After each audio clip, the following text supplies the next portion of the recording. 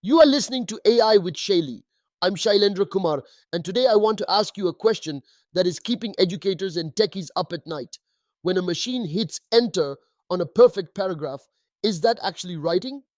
Right now, we are seeing a massive shift in how we define literacy.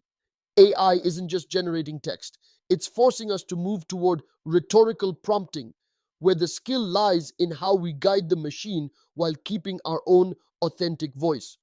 At the same time, social media is blurring the lines between speaking and writing, creating what experts call interactive written discourse.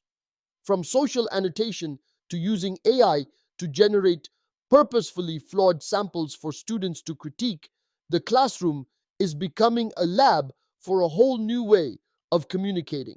I'll be honest with you, when I was writing my book, some of my best insights came from the struggle of staring at a blank page. If I'd let an AI just fill in the blanks, I would have missed those aha moments. You see, writing is at its heart a thinking tool.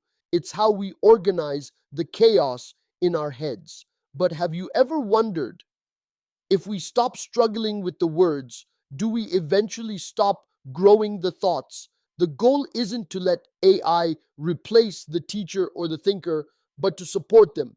Here's a bonus tip for your next project. Don't ask AI to write your first draft. Instead, write your own messy version first, then feed it to the AI and ask, what are the three weakest points in my argument? Use it as a sparring partner to sharpen your own mind.